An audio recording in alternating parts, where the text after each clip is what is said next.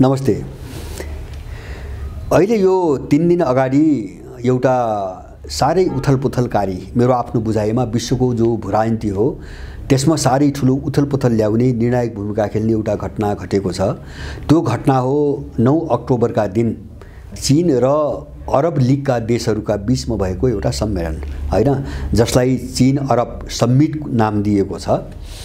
अब यसमा चाहिँ तपाईको एउटा अनपेक्षित अथवा पश्चिमाहरूको निम्ति अनपेक्षित र विश्वको समग्र भूराजनीतिक ट्रेन्ड हेर्नु हो भने एकदमै अपेक्षित एउटा एक दुईटा घटनाहरू त्यहाँ देखिए।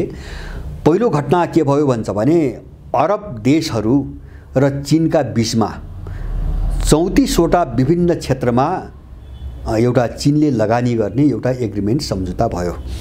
अब त्यो 34 वटा क्षेत्रमध्ये जस्तो ऊर्जाको क्षेत्र छ, हरित ऊर्जा भयो, इन्धन ऊर्जा भयो, अथवा चाहिँ तपाईको के रे चाहिँ सुरक्षाको कुरा भयो, अथवा चाहिँ तपाईको जस्तो चिकित्सा क्षेत्र भयो, भौतिक पूर्वाधारको विकास भयो, हाइड्रो भयो, सबै क्षेत्रमा छ हैन। सबै क्षेत्रमा जस्तो अब उत्पादन भयो, कृषिमा भयो, सबै क्षेत्रका चाहिँ 34 वटा ठाउँमा 34 वटा सेक्टरमा चीनले लगानी गर्ने भन्ने एउटा सम्झौता भयो। र यो सम्झौताले के देखायो भन्छ भने जस्तो मैले पहिले यहाँहरुसँग भनेको थिएँ, जस्तो मुनरो डक्ट्रिन भनेर जो 1835 मा अमेरिकी राष्ट्रपतिले एउटा चाहिँ युरोपियनहरूलाई बाँध्नको निम्ति बनाएको एउटा जो डक्ट्रिन थियो, त्यो डक्ट्रिन चाहिँ तपाईको अहिले चाहिँ चीनले चाहिँ तपाईको के रे चाहिँ तोड्यो। चीनले कसरी तोड्यो त भन्छ भने त्यो डक्ट्रिनको के रे चाहिँ विचार के हो भन्छ भने त्यो डक्ट्रिन अनुसार अब युरोपियनहरूले ल्याटिन अमेरिकामा अगाडि बढ्न अब नपाउने हैन। युरोपियनहरू जहाँ छन् त्यही बस्ने, किन ल्याटिन अमेरिकाको चाहिँ तपाईको छातामुनिको चाहिँ एरिया हो हैन, त्यसमा अमेरिकाकै प्रभुत्व हुनुपर्छ, युरोपियनहरू अब अगाडि बढ्न पाइँदैन भनेर चाहिँ एउटा सम्झौतामा चाहिँ बाँधेको थियो। किन युरोपियनहरू त्यो बेला कमजोर भएको थियो युद्धबाट, र त्यसपछि अमेरिकाको एकलौटी उपनिवेश थियो ल्याटिन अमेरिका। तर त्यो अहिले टुट्यो। कहाँबाट टुट्यो भन्छ भने ल्याटिन अमेरिकाका 24 वटा देशहरूमध्ये 21 वटा देशहरू चीनको बीआरआईसँग जोडिएका छन् अहिले। भनेपछि ल्याटिन अमेरिकाका सम्पूर्ण देशलाई चीनले बीआरआईबाट तपाईको जोड्यो, एउटै सूत्रमा जोड्यो, अमेरिकनहरूको प्रभुत्व सिद्धियो। र दोस्रो चाहिँ तपाईको अहिले घटना के हुन्छ भने सन् 2018 देखि यो 22 सम्म आउँदा ल्याटिन अमेरिका जो अमेरिकाको संयुक्त राज्य अमेरिकाको उपनिवेश भनिन्थ्यो, त्यो देशभित्रका 12 वटा देशमा अमेरिका विरोधी वामपन्थी वा मध्य वामपन्थी वा सुधारवादी हैन शक्तिहरूको सरकार बन्यो र त्यो एउटा लहर चाहिँ चलेको छ ल्याटिन अमेरिकामा। अहिलेको ब्राजिलमा जो लुलाको चाहिँ विजय भयो, बोल्सोनारोको चाहिँ पराजय भयो, त्यहाँसम्म आइसक्ने हो भने अब ब्राजिललाई पनि गणना गर्ने हो भने तपाईको होन्डुरस, निकारागुवादेखि माथि चाहिँ मध्य अमेरिकामा होन्डुरस, निकारागुवा, मेक्सिको पनि भनौँ, मेक्सिकोमा पनि अहिले वामपन्थी रुझान भएकै मान्छेहरूले जितेका छन् चुनाव। त्यहाँदेखि लिएर तपाईको चिलीसम्म, ब्राजिल र चिली, अर्जेन्टिनासम्म हेर्ने हो भने ल्याटिन अमेरिका लगभग सबै अमेरिका विरोधी क्याम्पमा चाहिँ सामेल भयो हैन। ल्याटिन अमेरिकामा अहिले संयुक्त राज्य अमेरिकाको केही पनि छैन।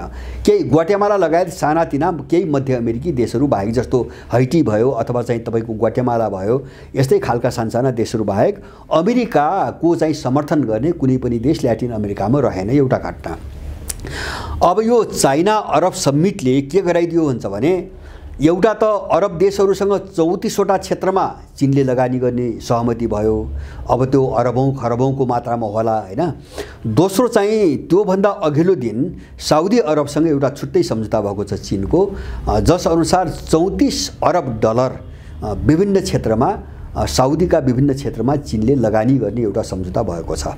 भनेपछि अरबीहरू अब अमेरिकी तपाईको पकडबाट बाहिर आउन खोजेको स्पष्ट रूपमा देखियो। किन भन्छ भने अमेरिकासँगको निकटता अब हाम्रो निम्ति फलदायी छैन, हामी सिद्धिन्छौँ भन्ने उनीहरू गए, जस्तो ल्याटिन अमेरिकन देशहरू गए त्यसै गरी यिनीहरू पनि गए।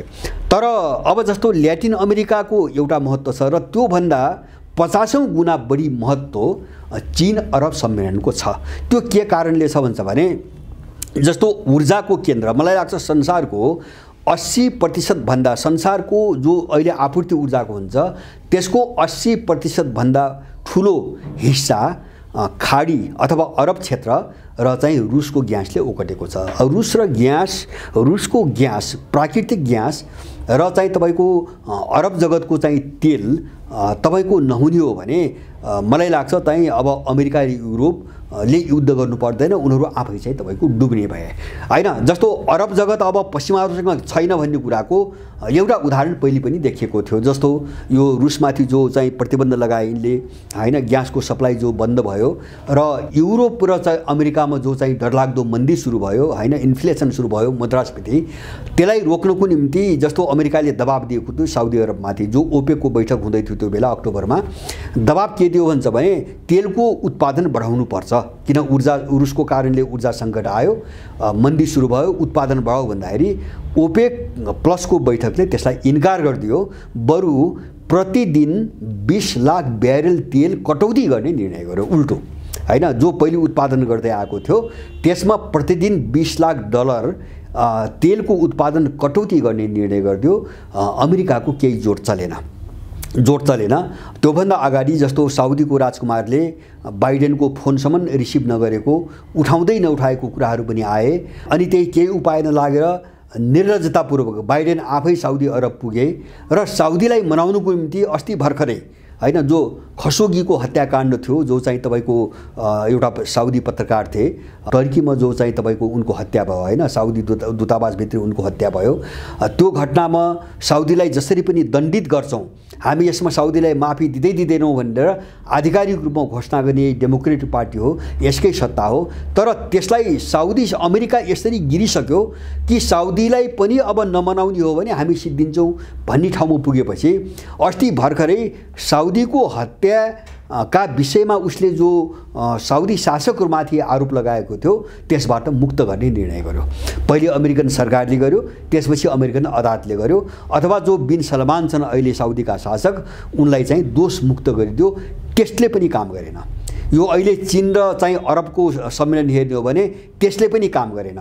भनेपछि अब अहिलेको भूराजनीतिक तस्बिर संसारको कस्तो हो भन्छ भने संसारको 80% भन्दा बढी ऊर्जा अब चाहिँ तपाईको रसियन र चाइनिज सेन्टरको वरिपरि गयो। जस्तो अहिले पनि साउदीबाट सबभन्दा बढी तेल किन्ने देश चीन नै हो र यो अरब सम्मेलनपछि, साउदी चीन र अरब सम्मेलनपछि मलाई लाग्छ अब अरब जगत जस्तो अफ्रिकाका केही देशहरू र त्यसपछि पश्चिम एसियाका केही देशहरू जो इस्लामिक देशहरू हुन्, अब यो क्षेत्र पनि तपाईको एक त रुससँग पहिलेदेखि राम्रो सम्बन्ध छ, किन यो क्षेत्रलाई निकै ठुलो सहयोग गरेको छ पूर्व सोभियत सङ्घले हैन। त्यो बेला कम्युनिस्ट सत्ता थियो, जस्तो त्यहाँ चाहिँ उपनिवेशवादका विरुद्ध लड्ने कुरादेखि लिएर हैन, पश्चिमा युरोपियन अमेरिकन साम्राज्यवादसँग लड्ने प्रश्नमादेखि लिएर त्यहाँको पुनरुद्धारको निम्ति एउटा संरचनाको निम्ति अरब जगतलाई माथि उठाउनुको निम्ति जस्तो सोमालियादेखि लिएर तपाईको इथियोपिया भयो, त्यसपछि अब कङ्गो भयो, अथवा विभिन्न देशहरूमा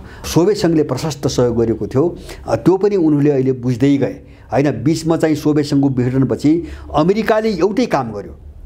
अमेरिकाले के गर्यो भन्छ भने त्यहाँभित्र लडाउने अरबीहरूलाई लडाउने, एउटा बनिबनाउ शत्रु खडा गरिदिने, कसैको शत्रु खडा गरिदिने, त्यसका विरुद्ध अर्कालाई लडाउने, जुधाउने र चाहिँ एउटालाई आफ्नो एलायन्स हो भन्ने, अर्कालाई दुश्मन भन्ने लुट्ने अनि चाहिँ जसलाई प्रयोग गरे उनीहरूले त्यसलाई धोका दिएर सिध्याइदिने। जस्तै होस्नी मुबारकको दुर्गति त्यही भयो, सद्दामको दुर्गति भयो, कर्नल गद्दाफीको दुर्गति भयो, तपाईँको बिन लादेनको दुर्गति त्यस्तै भयो। अब यो सबै उनीहरूले हेर्दै आएका थिए, देख्दै आएका थिए र अब त्यसमाथि एक त यो छटपटाटभित्र गुमसुम त थियो, भन्न सकिरहेका थिएनन्। किन भन्छ भने अहिले जस्तो अमेरिकन र युरोपियनलाई चिढाएर उनीहरू टेक्न सक्ने अवस्था थिएन हैन। तर अहिले बन्यो। जस्तो युक्रेन सङ्कटले रुस चाहिँ फ्रन्टमा आयो, उनका विरुद्ध फ्रन्ट आयो, उनलाई त्यो एउटा आड भयो। अर्को चाहिँ चीनसँग पैसा भयो हैन, ठुलो व्यापारी भयो, अब उसले पनि लगानी गर्न सक्ने भयो र सामरिक हिसाबले पनि चीन कमजोर देश रहेन हैन। अमेरिकालाई पनि चाहिँ पराजित गर्न सक्ने चाहिँ तपाईको देश भयो। अब यो आधार पाइसकेपछि अरबीहरूले टाउको उठाए। अहिले अरब जगतमा निकै ठुलो उल्लास, एउटा खुसियाली मनाइदैछ। मान्छेले विभिन्न भाषामा यसलाई चाहिँ भनिरहेका छन्। जस्तो कसैले अरब जगत अमेरिकनको गुलामीबाट मुक्त भयो भनिरहेका छन्, अब कसैले अरब जगत अब समृद्धिको बाटोमा गयो भनिरहेका छन्, कसैले पूर्वीय सभ्यताहरू अब एक ठाउँमा जुट्न थाले भनिरहेका छन्। र यसलाई अलिकति उचाल्नको निम्ति सी जिनपिङले एउटा कुरा पनि गरे, त्यो समिटमा एउटा कुरा पनि गरे त्यहाँ गएको बेला। उनले के भन्छ भने मोहम्मदले पहिले भनेका रहेछन् हैन, ज्ञान प्राप्तिको निम्ति अधिकतम कोसिस गर्नुपर्छ, चाहे हामीलाई त्यो प्राप्त गर्न चीनमै जानु परोस्। उनले यो शब्द प्रयोग गरेका छन्। भन्नुको मतलब चीन त्यो बेला ज्ञानको भण्डार थियो। मोहम्मदको पालामा पनि चीन भनेको ज्ञानको केन्द्र थियो भन्ने कुरा मोहम्मदको त्यो भनाइबाट बुझिन्छ र सी जिनपिङले त्यो कुरा त्यहाँ राखे र के भन्नु भन्दाखेरि तपाईहरू अरबीहरू र चीनको सम्बन्ध त मोहम्मदको कालदेखि छ। उनले पनि चीनलाई यसरी बुझेका थिए र यो सम्बन्ध हामीले चाहिँ अब चाहिँ बलियो बनाउनु पर्छ भन्ने उनले पनि त्यसलाई चाहिँ नजिक ल्याउन कोसिस गरे र अरबीहरूले पनि के बुझे भन्छ भने अमेरिकासँग वा युरोपियनसँग यत्रो लामो सम्बन्ध राख्दाखेरि उनको हातमा केही लागेन। उनी अरब अस्थिर भयो, कयौं अरबी देशहरू बर्बाद पनि भए र उनले प्रयोग गरे, तेल लुटे, पर्याप्त मात्रामा तेल लुटे र मलाई लाग्छ अमेरिका र युरोपको समृद्धिको सबैभन्दा महत्त्वपूर्ण कारण नै तपाईको अरब जगतको तेल हो।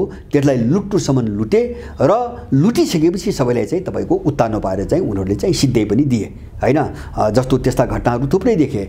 यसबाट उनीहरूले सबक लिए र यो चाहिँ एउटा अहिले जो ग्लोबल के अरे चाहिँ ओल्ड अर्डर भन्छ नि, जो पश्चिमा विश्व व्यवस्था भन्छन्, अब यो चाहिँ परिवर्तन गर्न यसलाई सिद्ध्याउने दिशामा एउटा मियो हो, मलाई त्यस्तो लाग्छ। जस्तो रुसको ऊर्जा र चाहिँ तपाईको अरब जगतको तेल, यो दुईटा चीज जब पश्चिमाहरूको कन्ट्रोलमा जब छैन भने पश्चिमी दुनियाँको अब अवसान भयो, यसमा शङ्का गर्नु पर्दैन हैन।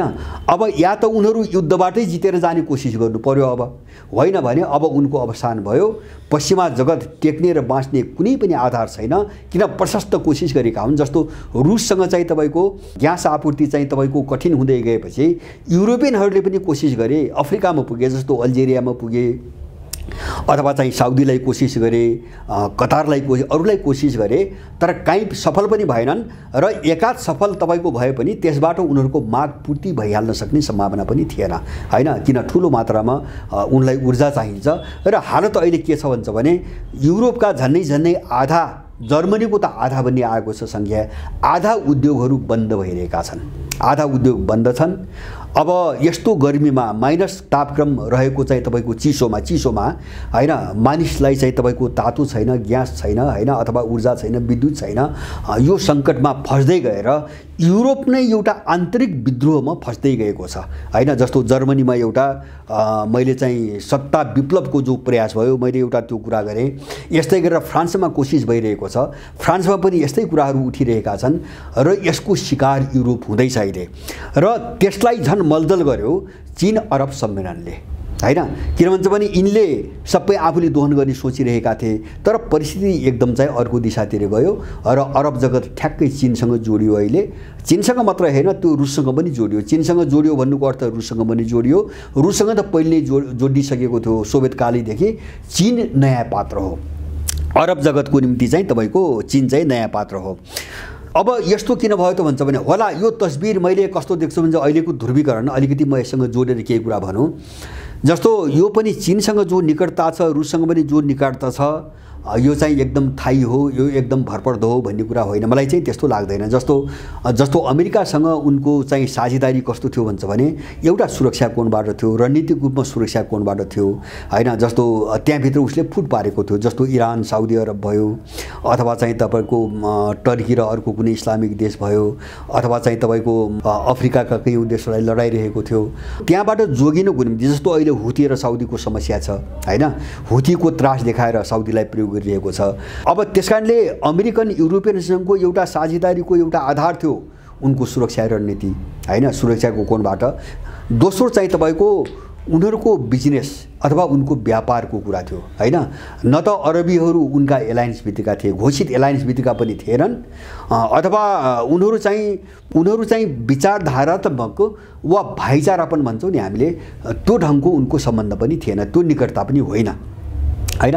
त्यो विचारधाराको निकटता पनि थिएन, त्यो भाइचाराको सम्बन्ध पनि थिएन र त्यो कुनै चाहिँ तपाईको धार्मिक सांस्कृतिक मूल्यमा आधारित चाहिँ सम्बन्ध पनि थिएन। त्यो विशुद्ध एउटा नाफाको व्यापारिक कारोबारको र सुरक्षा कोणबाट भएको थियो। त्यो दुईटा चीज अब अन्तबाट चाहिँ हल हुने भइसकेपछि उनले चाहिँ पश्चिमाहरूलाई बोक्न जरुरी देखेनन्। मैले भनेको अब होला यही चीज चाहिँ तपाईको भोलि रुस र चीनसँग पनि दोहोरिन सक्छ। जस्तो यो दुईटा देशसँग पनि सबै कुरा मिल्छन् भन्ने होइन। जस्तो एउटा मिल्ने कुरा के हुन्छ भने पश्चिम भर्सेस पूर्व जो हामी भनिरहेका छौँ नि, अथवा चाहिँ युरोप र पूर्वी युरोप र एसिया हैन, जो युरेसिया भनिन्छ, युरेसिया र पश्चिमा जगतको लडाईँको कुरा गर्दाखेरि उनीहरूसँग एक ठाउँमा हुने कुरा मिल्छ। जस्तो सभ्यताहरू, कल्चरहरूको एउटा ज्ञानको एउटा चाहिँ चिन्तन गर्ने एउटा प्रक्रिया एक थरीको छ यो पूर्वी क्षेत्रमा, एसियाली जगतमा। पश्चिमाहरूको बेग्लै प्रकारको छ, त्यहाँ मिल्न सक्छ। तर पनि चाहिँ अहिले पनि चीन वा रुससँगको सम्बन्ध के हुन्छ भने मोटामोटी रूपमा त्यो पश्चिमाहरूसँग जे थियो त्यही वरिपरि नै छ अहिले पनि सार रूपमा है। भोलि योभन्दा माथि उठ्यो भने म भन्न सक्दिनँ त्यो कसरी विकास हुन्छ। नत्र भने एउटा चाहिँ अहिले पनि सुरक्षाको कोण हो, अरब जगतकै पनि एउटा सुरक्षाको कोण हो। अर्को चाहिँ तपाईको व्यापार हो हैन। जस्तो चाहिँ औद्योगिक उत्पादनदेखि लिएर हैन, अब जस्तो यिनी ऊर्जासम्मका जति पनि कुराहरू छन् र सेक्युरिटीका कुराहरू छन्, यही कुराहरू वरिपरि जोडिएको छ। तर पनि चाहिँ यसको महत्त्व अहिले के हो भन्छ भने सिङ्गो युरोप र अमेरिकाका विरुद्धमा बाँकी विश्व लगभग एक ठाउँमा आइसकेको, आउनै लागेको अवस्था छ। मैले भने ल्याटिन अमेरिका जो मुनरो डक्ट्रिनबाट छ बाहिर गयो ल्याटिन अमेरिका, त्यो एउटा युगान्तकारी उथलपुथल हो, यसको ठुलो महत्त्व छ। अर्को चाहिँ चीन र अरब समिट जो भयो, यसको त्योभन्दा धेरै ठुलो महत्त्व छ। किन भन्छ भने यो क्षेत्रमा चाहिँ तपाईको ऊर्जाको ठुलो स्रोत छ र संसार नै त्यसैले धानेको छ अहिलेसम्म। र तेस्रो भयो युक्रेन सङ्कटपछि रुसको तपाईको ग्यास हैन। यो तीनटा घटनाले विश्वको चाहिँ तस्बिर एकदम उल्टाइ नै सकेको छ र अहिले चाहिँ पश्चिमाहरू एकदम नराम्रो ठाउँमा पुगिसकेका छन्।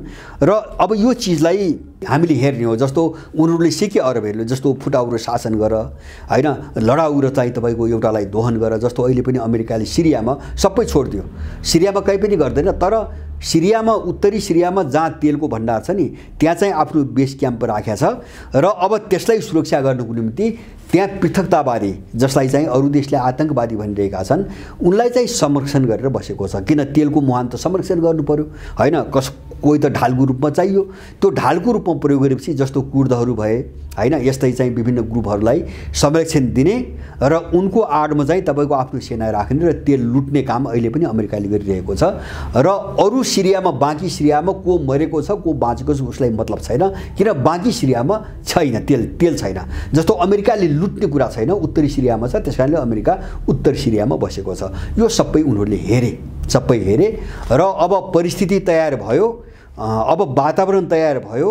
पश्चिमाहरूसँग अब चाहिँ तपाईको औँला उठाए पनि उनीहरू हामीमाथि केही गर्न सक्ने हालतमा अब छैनन्। यो कुरा बुझे, त्यसपछि सबैले आफ्नो रणनीति बदले र यो तस्बिरले पश्चिमाहरू एकदम चाहिँ तपाईको नाजुक अवस्थामा पुगेको स्पष्ट पार्दछ। किन भन्छ भने विश्वको अहिलेको राजनीति जस्तो भन्छ नि, अमेरिकाको प्रभुत्व कहाँ भयो, पेट्रो डलर भन्छ हैन। अमेरिकाको शक्ति भनेको डलरले उसलाई चाहिँ विश्वमा चाहिँ तपाईको एकाधिकार स्थापित गर्न सहयोग गर्यो। अब डलर किन बलियो त भन्छ भने खाडीको जो तेल हो त्यो कारोबार जब डलरमा गर्ने उसले सहमति गरायो नि, जस्तो विशेष गरिकन त्यो बेलादेखि नै साउदीलाई जब उसले डलरमा कारोबार गर्ने सहमति गरायो अनि अन्तर्राष्ट्रिय व्यापारमा सबै डलरको प्रचलन बढ्यो। अब इन्धन त्यो बेला संसारको चाहिँ अर्थतन्त्रको मेरुदण्ड थियो, अरू केही पनि थिएन, धेरै ठुलो चिज आविष्कार भएकै थिएन। अब तेल नै डलरमा चाहिँ तपाईको कारोबार हुन थालेपछि त्यसले व्यापारका सबै क्षेत्रमा प्रभाव पार्यो र अमेरिका महाशक्ति भयो। त्यसको असर अहिले पनि छ हैन, धेरै ठुलो असर अहिले पनि छ, यद्यपि धेरै कमजोर हुँदै गएको छ। तर अब चाहिँ ऊर्जाबाट चाहिँ कमजोर हुने बित्तिकै जुन शक्ति ऊर्जामा कमजोर हुन्छ त्यो अन्तर्राष्ट्रिय राजनीतिबाट गयो। अहिले पनि त्यसमा धेरै ठुलो परिवर्तन आएको छैन, किनभने ऊर्जाका धेरै विकल्पहरू बनिसकेका छैनन्। अब त्यो बाटोमा मान्छेहरू अब सोच्न थाले युरोपियनहरूले हैन, जस्तो चाहिँ तपाईको वायु ऊर्जा अथवा सौर्य ऊर्जाका कुराहरू अहिले बहसमा आइरहेका छन्। ती कति पर्याप्त छन् भन्न सकिन्न, तर भरपर्दो ऊर्जा भनेको अहिले पनि अरब क्षेत्रको तेल र रुसको ग्यास नै हो। अब यो दुईटा ऊर्जा जोसँग छैन त्यसको विश्व राजनीतिमा केही पनि चल्दैन। अब केही पनि चल्दैन, ऊ कमजोरी शक्ति भएर बस्नुपर्छ। यो सङ्केत अब पश्चिमाहरूको यो अवसान र पतनको एउटा उत्कर्ष अब सुरु भइसकेको सङ्केत युक्रेन सङ्कटपछि अहिले चीन अरब सम्मेलनले देखायो। त्यसकारणले मैले यो घटनालाई यो जो वर्ल्ड अर्डर भन्छ नि उनीहरू, यसको सर्वनाश, यसको विनाशको दिशामा एउटा साह्रै महत्त्वपूर्ण कडी हो। र त्यो मात्र होइन, अहिले चाहिँ यो सम्मेलन जो भयो अरबी र चिनियाहरूको, यही बिचमा पनि चीनले प्रस्ताव राखेको छ। सायद त्यसमा सहमति भयो भनेर सुनिँदैछ, तर आधिकारिक कुरा बाहिर आएको छैन।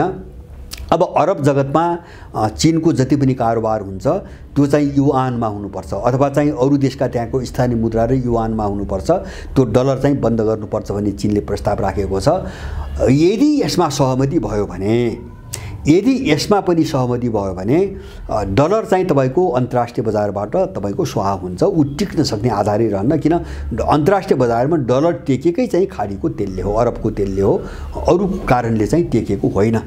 त्यसकारणले गर्दाखेरि यो चाहिँ तपाईको के डलरको कोणबाट वा त्यो स्रोतको कोणबाट, स्रोतसम्मको पहुँचको कोणबाट, दुवै कोणबाट चीन अरब सम्मेलन पश्चिमाहरूको निम्ति साह्रै ठुलो प्रहार हो, साह्रै ठुलो झट्का हो।